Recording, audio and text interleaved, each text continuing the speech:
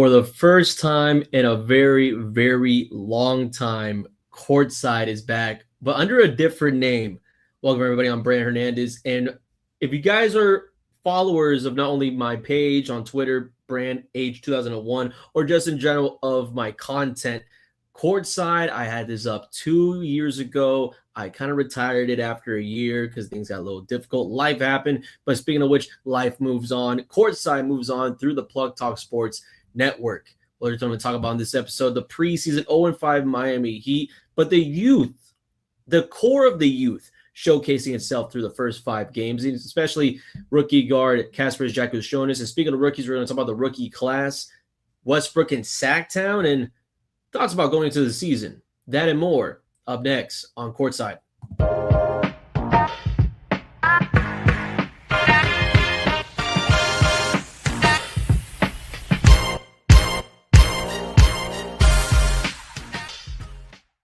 So the Miami Heat right now 0-5 through 5 games of preseason play. They have only one more game of preseason, which will be at home on October 17th against the Memphis Grizzlies. And this has been a preseason, as I jump right into your camera there for a second. And I know the lighting's a little bad too. But the lighting at the end of the tunnel for the Miami Heat's youth, at least, I can't really say the same about that. I love what I'm seeing from Jakusionis, or I'll probably say, KJ for short. The guy is an all-time guard, right? I mean, I went to remember to see them play against the Spurs in a game where the Heat had the lead the entire half, or the second half rather, and then they dropped it in the last 4 minutes. That should have been a game they should have won. And again, we'll talk about the specifics of some few games and pieces that we saw from this Heat core of youth. And the 3 guys, as I said before, KJ, Khalil Ware, and Jaime Jaquez. I think Jaime Jaquez as well is another guy we're going to be jumping into. But let's go into this rookie, though. Rookie out of Illinois, basically at a very young age, went to Spain from Lithuania to play in the U18 Barcelona squad, which is a very familiar team for a lot of those who are soccer fans. But in sense of basketball, we're right next to Real Madrid. I mean, this is a guy that basically could have been playing with Luka Doncic when Luka was younger. But I love the playmaking skill of him, and he's been averaging close to, if not 4 to 5 assists per game. I mean, his first action ever in the preseason against the Spurs, I was mentioning before, first 4 minutes, 3 to 2 assists.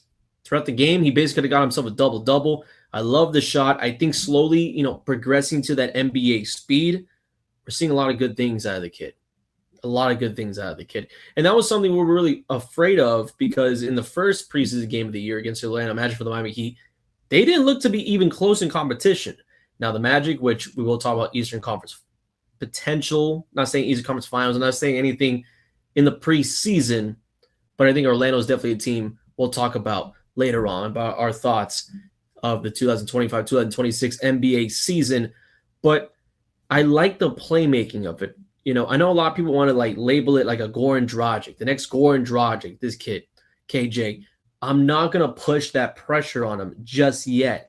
But its playmaking style, I like how it's moving the ball first-minded. It's not like, oh, we're going to get a shot out. It's not like a Tyler Johnson or Justice Winslow where it's like, man, these guys should be the point guards moving the ball around. Why are they taking shots? Cage is very smart on the floor, and I like to see that. On the other end of things, though, Jaime Jaquez, I can't really push for that. I can't really push going through this young core. He's very physical, and we all know, of course, of his rookie year, we're thinking like, oh, this guy's going to be, another, uncut gem that the Miami Heat and Pat Riley have been able to find through the draft. Someone that obviously could be built around a cornerstone. His sophomore year, absolute slump. Basically benched him in the last quarter of the season for the Miami Heat. And Jaquez, throughout preseason play, has definitely been more aggressive in play. I mean, I'm going to go straight to their most recent one, the overtime loss against the Atlanta Hawks. That thriller. Jaquez coming off the bench, 26 minutes, 7-14 from the floor, 17 points. Aggressive. Offensively, he's getting the shots. They're giving the minutes off the bench, especially with Tyler Hero missing some time with an injured foot, who got out of surgery. They're saying he might even get there even before the All-Star break. Again, I'll let the doctors deal with that. I'm not a doctor, right? I'm not a doctor. So I'm not going to tell you that Tyler Hero is going to be back by December, But this is definitely a squad that if Hawkins is playing like this, they're going to be getting a lot of good vibe off bat for the Miami Heat. And Khalil Ware, I don't know what's going on with his game, but he's adding on more of a piece of the step back three and perimeter shooting. Like he's becoming more open to it now.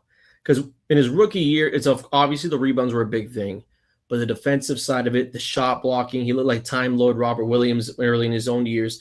This is like a secondary of that. But now we have perimeter shooting, though, from Ware. I know Ware had a few step-back threes against Wembanyama when they go against the Spurs.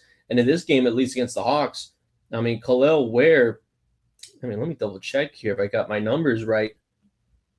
21 minutes, 3-7, 0-2 from 3, 11 rebounds. So he's pushing that three ball. The rebound, he's obviously still there alongside with Bam Adebayo. I like that they're pushing for that. I like that Ware is pushing for that. And again, it's not going to be every single night that they're going to be like, hey, can we look to him? It's not going to be like that. I'm not saying we have the next Chris Bosh on our hands here for the Miami Heat. But I like where the core is for the youth, though. I really do like where it's at right now.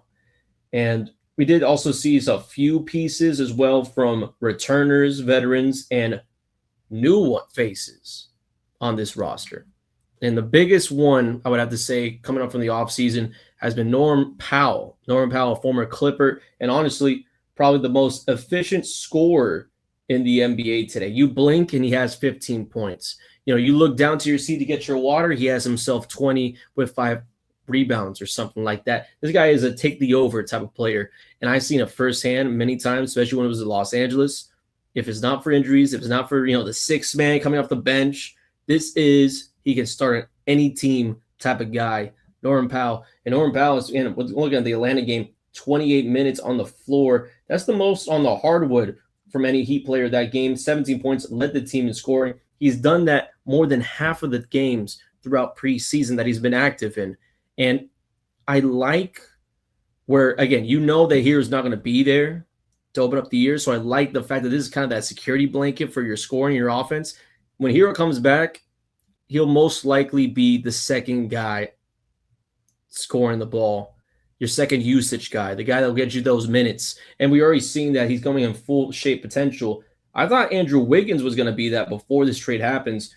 And thank goodness that he found their way to Norm Powell. Andrew Wiggins throughout this preseason has played minimal minutes, obviously, but I'm not seeing where like guys in practice were saying that, this is the best that we've seen Andrew, going into training camp. This is the best we've seen Andrew really uphold this team. And obviously, part of that trade deal last year, the midseason with the Jimmy Butler trade, leaving the Warriors, going down south, it's going to take some time. And I honestly do feel it still has to take some time with him in his offense. A lot of pieces have moved around for the Miami Heat. Kevin Love's no longer with his team. Haywood Highsmith is no longer with his team, going to Brooklyn. There's going to be pieces and players, rather, that a lot of not regular Heat fans will turn on the TV and be like, who on earth is on our bench? What is the depth like on this Miami Heat bench? And again, we talk about the youth, a part of this team.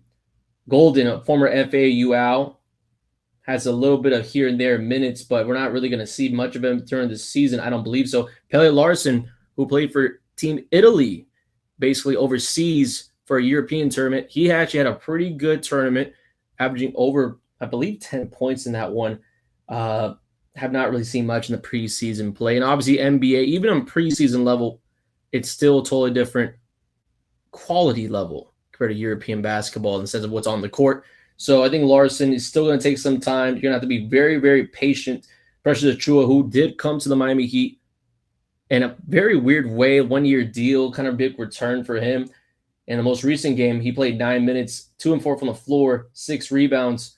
I like how that could be, not saying the sixth man coming off the bench, but give Bam some time, give Ware some time, because I don't think Bam's going to be playing more than 30 to 35 minutes a game. I don't think that Bam's going to be pushing himself to that. And also looking overall through 5 games, though, again, Miami Heat win this 0-5. 27th in the NBA in preseason right now, averaging 108 points per game. 8th in rebounds in the NBA, averaging close to 49 to 50 rebounds per game. And I think that's the most interesting part about this Miami Heat team throughout preseason. Because it's not, again, Bam and Ware, they're obviously going to get their rebounds. They're going to get more than 6 rebounds per game. Easy. But the rest of the roster attacking the boards and being aggressive in that sense, I like what Eric Spoelstra is pushing out there. And again, 8th in rebounds out of the entire NBA through 5 games of preseason play. But this is what kind of kills them and a reason why they haven't been able to win a game through preseason play. As I mentioned previously, 27th in points per game, 23rd in assists per game. Field goal percentage, 27th with 41.1 going throughout 5 games, and 3-point, 26. Basically every single stat besides rebounding, the Miami Heat are 20th or worse when it comes to points, assists, anything as a team, 20th or worse through preseason play. And a majority of the time, these are games that, again, they should have won. The other team, the opposing team, will either make a comeback and push themselves to really extend their own lead, whether that be Orlando, whether that be San Antonio, Atlanta, as I mentioned before on Tuesday, or Monday rather. This is obviously a team that is still trying to figure itself out, and I think offensively has some liabilities. Definitely has some liabilities without Tyler Hero. Norman Powell is probably, as I said before, the main usage scoring guy, and Hawkins is being more aggressive. But will Bam Adebayo be a 20 points per game scorer? We haven't seen that throughout this preseason in his limited play. Nor we haven't seen that at all from Andrew Wiggins, which I don't think Andrew Wiggins is going to have a huge year from what I'm seeing on the court. I don't know if the Heat can push for that. But again, this is just preseason. Just preseason. Again, the last preseason game for the Miami Heat, October 17th against the Memphis Grizzlies. That will be in the Kaseya Center. And speaking of youth cores and youth teams and young teams going around, what about the young draft class 2025? Cooper Flagg, Ace Bailey, VJ Edgecombe, which we've seen a little bit snippets of VJ, especially during the international series. I believe they're like Dubai. I don't want to say Saudi Dubai or anything like that specific, but I believe it was in Dubai that they're playing the 76ers against the Knicks. He had a pretty good showing there. I like the matchup that they have with him and Maxey in that backcourt. I think it fits well. I really do. I'm not saying that Paul George, watch your days, but that guy is the last of his draft class coming out. And do I believe that Paul George moves the needle in today's NBA? Not really. Still a quality player. Still in the NBA for a reason, an X amount of years for a reason. But the biggest thing I saw surprising, though, from this draft class, Cooper Flagg and Ace Bailey, 2 top 5 players. And Cooper Flagg, stellar. But I'm not seeing the progress where it's like, yeah, this guy is going to be immediately impacting the Mavericks to be a contender. I know the Mavericks, whenever they have, the mention of the Luka Doncic trade and, now they get the number 1 pick. Is it a little bit jinxed? Is it like, did Adam Silver just want to give the front office a reboot? I'm not saying it's rigged. I mean, maybe Patrick Ewing's envelope for the Knicks in that lottery back then was a little cold, but I don't think this is it. Because if this was the case, I don't know if they get Cooper Flagg. Cooper Flagg not playing like a first overall pick. Still talented in his own right, though. Definitely worth that, top 5. And we're just talking about preseason. A few games in here and there, nothing crazy. But the matchup he has against Bailey, though, Ace Bailey, who is 6'9", playing at shooting guard for the Utah Jazz. Kind of disgusted by it. I'm not going to lie. I'm a little bit disgusted about this game happening on Monday. Dallas Mavericks winning 114-101. And also the Utah Jazz, similar to the Heat, 0-3 winless throughout preseason play. But I'm just looking at the numbers right here. Going with Flagg first. We're talking about 21 minutes, 3 of 13, 1-6 shooting from beyond the arc. And that's just the numbers. I get the little highlight reels when he's driving inside on lanes and things. Is he forcing his shot too much? Are we just on this Cooper Flagg road a little bit too early? I think that there's going to be a lot of pressure for him, knowing that the Mavericks are going to try to push to compete in the Western Conference. Knowing that without Luka, and you have the number 1 pick now, they're going to push to have him starting. But would it look like this, where he's playing point guard? And I get it, Kyrie's not playing in this one. Kyrie dealing with his own issues. But you're going to have Cooper Flagg, a rookie, orchestrating the offense, which again includes PJ Washington, Anthony Davis, Lively, and Klay Thompson, who all of them played in this preseason game. Klay, poor shooting performance through 13 minutes, 1 of 5. Anthony Davis, 8 and 14. And that's going to be Anthony Davis in the goggle era because he, with the eye surgeries and everything like that, he basically said that for the rest of his career, the doctor's like, yeah, you got to wear them glasses. Kareem Abdul-Jabbar, Al Sidner, So it's cool to see that little bit of throwback, and AD had a pretty good decent game, 8 and 14 from 25 minutes on the floor, 6 rebounds, 25 points, led the team in overall points. But when you look at the Utah Jazz, though, Ace Bailey barely got much on the floor, only 11 minutes in this one, 1 of 5 shooting, 1 and 2 from 3, because of course he does stretch the floor as he is with his height. But only 1 rebound. There's not a lot from this game. I know there's been previous games, especially during the summer league, that we've seen Ace, and even at Rutgers, that we've seen this kid, as young as he is, really take off. And especially on the defensive side of the ball, I was kind of shocked to see that he didn't really do much on defensively, since of blocks and things like that. But this is a fun Utah team. It's a fun, if you're an NBA sicko and you got on a Tuesday night NBA League Pass, I suggest you look for Utah every single time. The jerseys are nice. They got, if you're a college fan, they got teams and players that they face early on where have a Cooper Flag where they're playing on national television or whatever. That's the type of games I like to see, where it's like a Ace Bailey versus Cooper Flag, or when this rookie class pushes on. I like seeing that Taylor Hendricks, Ace Bailey, and Flipowski are on the same team with Walter Clayton Jr. I love the fact that we get this roster. This looks like the perfect preseason NBA Summer League roster that somehow made it through a regular season. And poor marketing, though. I think marketing and Kessler, they're going to have fun on this roster. I'm not too positive what else is going to happen down the line because, again, they got, Mo Bamba is on this roster, Collier is on this roster, and Kessler's still out. This will be a fun roster to watch. But I do like that this is, in my opinion, this year's draft class's team. This has multiple players throughout this draft class on the Utah Jazz. They're pushing to push them on TV, on the court, more than 15 minutes per game. Big usage, guys. I like to see that. I really do like to see that from the NBA side of things, because I'm not saying the rookie class is very unproven, but, again, we talked about Casper Jack showing us with the Miami Heat, who he has a lot of skills. We've seen that he can pass the ball, play make, as he did similar to Illinois, and what he did overseas from Lithuania to Spain. I want to see more scoring out of him, though, at the same time. And that goes the same thing for Cooper Flag, for Ace Bailey. And Ace Bailey, again, I understand the defensive side, but I got to see some, big-time plays. I got to see a marquee game in the rookie year.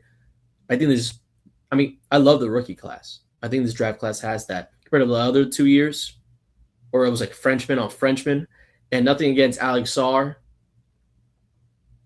Not much to market on that. So definitely look out for this rookie class in this one.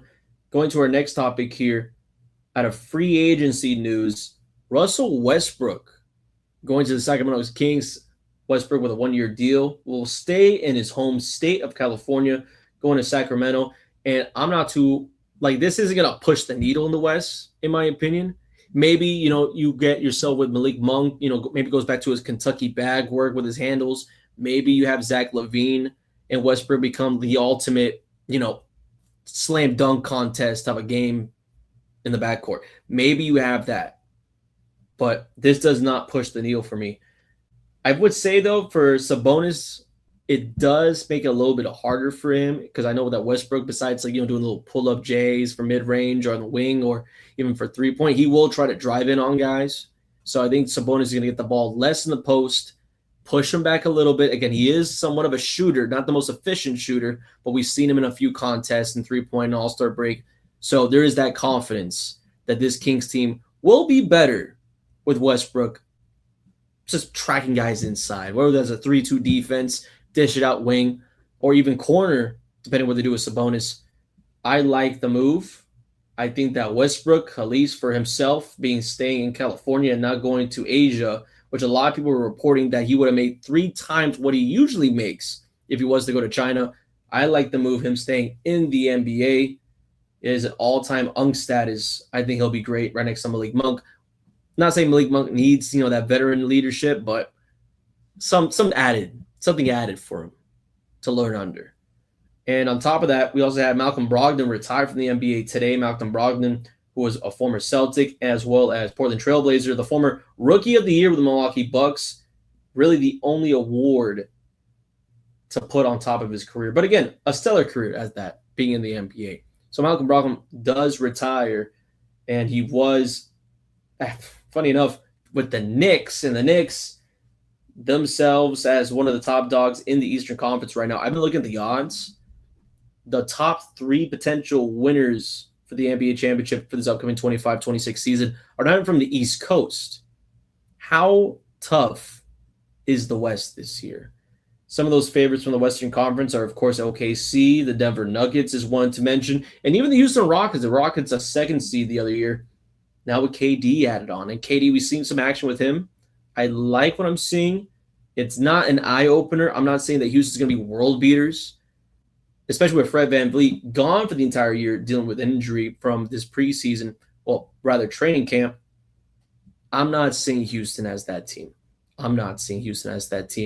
The Golden State Warriors out of the Western Conference, they might be doing a little bit of a, snoop in run, similar to what we saw for the playoffs last season, where not a lot of people were like, man, are they going to be contending like that? And they put up a little bit of a fight going against Minnesota.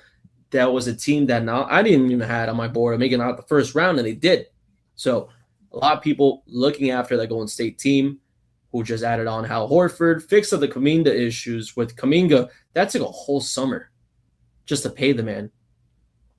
I didn't believe it. And speaking of which, a little bit off topic over the Miami Heat, Jovic, $64 million extension, 3 years. How much has he shown in progress, averaging 10 points a game? Not saying his whole entire game is offensively. Obviously, at, what is it, like 6'8", 6'9", or whatever, he's able to move the ball like he is a guard, taking guys off from the wing, taking them inside. I like that of his game, but still unproven if you get that of extension, let alone didn't even work on a Tyler Hero extension at the Miami Heat. That and more coming up in the future as we have the NBA season later on this October. But let's go into final thoughts to end off this podcast of what we might see later on this NBA season. I open up this podcast talking about the Orlando Magic, potentially a team that the Miami Heat faced in the preseason. I like the Magic as a 4 seed in the Eastern Conference. The Orlando Magic with Paulo Banchero and with Tom Wagner, and, of course, the other pieces they add on with Desmond Bane. This is going to be a team that's going to be more consistent offensively. We've already seen their width and their defensive pride. This is a fast Orlando team. This is a team that will go up to you straight up, wide frame guys. Franz is going to take guys inside. Paulo is going to post up guys, maybe even use better of his body spin off. This is not a team that's just going to be hucking and chucking like the Boston Celtics of 2 years ago. This is an Orlando team that is definitely going to be their own identity. I like what I'm seeing from the Magic City of Orlando, next to Disney World, of course. And the rest of the Eastern Conference, Celtics are definitely going to take a step back. For sure, in Al-Qaeda, basically you might say, whatever his name is, the center, 88, Qaeda. Not much there. Al Horford's gone. Porzingis is gone. Drew Holiday now with the Portland Trail Blazers. That starting 5 because of the second apron. The second apron basically killed the Boston Celtics' chances for this upcoming year. And with Jaylen Brown, I've seen preseason play. Him and Anthony Simmons, really impressive. Really, really, really impressive. And speaking of Simmons, Ben Simmons, still a free agent. So maybe another Eastern Conference team will be able to pick him up. Maybe even the 76ers with VJ Edgecombe and Maxey and Joel Embiid dealing with his own injury issues. I don't know if that reunion would be very welcome in the city of brotherly love, but it would be nice. It would be nice for them. And also for the Milwaukee Bucks, Giannis, who a lot of people, were considering him throughout the trade deadline. Apparently the only team that even talked to the Milwaukee Bucks of trading for Giannis Antetokounmpo was the New York Knicks. And the Knicks, again, coming out from the Eastern Conference Finals against the Indiana Pacers. And the Pacers without Halliburton really for the year. What are they going to do? Miles Turner leaving the organization after being talked about on the trade block for I don't know how many years, 9 years he's been on that team or so. And Myles Garrett makes his way over, leaving them. I mean, I think he could have been a Laker like 5 times in the last 9 years, but Miles Turner leaves him. And this is where the Pacers will take a step back. The Celtics will take a step back. Orlando, I feel like, will push through. And maybe the Heat are mixed in there as a top 5, top 6 seed team. I'm not seeing it offensively, as I said before, 20th or less in a lot of different categories besides rebounding. But the Heat, they could be in the mix. They could be in the mix. And then on top of that, on the Western Conference side of things, what's going to happen with LeBron? I mean, the only thing about LeBron is that no matter what he announces, it's going to look like his retirement. I mean, the guy announced the advertisement for Hennessy, and people said, oh, it's over. You know, boost up the ticket prices. LeBron, actually, funny enough, basically going into a lawsuit now. A guy suing LeBron for him faking a retirement, even though he didn't really fake a retirement, it was just an advertisement by Hennessy. The guy bought $800 worth of tickets to a Lakers game because he thought LeBron was retiring. Wasn't that. Ticket jolted up like triple, double, quadruple prices. So people are suing now, which I thought was like probably the most hilarious thing ever because LeBron, not saying he's a troll, but I think in these last few years, it's like the media space has been his playground. Whether that was with, like JJ Redick and Steve Nash with his own podcast, or whether that be now what we see with Hennessy, where he's just like, pushing this like, oh, maybe I retire. I don't know if I have something left in me. That is the LeBron that we love to see. Not sure in year 22, 23, it's going to happen, but LeBron retirement career might be with the Western Conference with OKC. Still, I think OKC and Denver are the only 2 teams that really worry about this one. I like the Clippers. I always do like the Clippers. I say that every single year. But the Clippers are just like one of those teams where you don't concern yourself because you expect what's going to happen.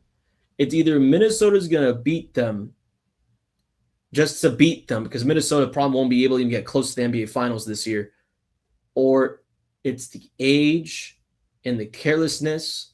I mean, similar to them, being a whole conversation with Pablo Torre. The whole report about Kawhi being connected with the Aspiration Tree Farm, that whole thing, I don't think Steve Ballmer really knew about that. There's also a lot of like co-owners with Steve Ballmer investing in this Clippers team. I just, look, Kawhi, Los Angeles guy, he's been through, the fire already. Multiple finals MVP, defensive player of the year in his own right, champion. I really don't think he really cares about the money. I think he just wants to be in Los Angeles. So I don't really believe the whole story. I get the connections there, and it's hard to like deny the connection with aspirations of the Los Angeles Clippers organization. I don't believe the connection's there. Either way, getting off topic, I think it will be a really fun season.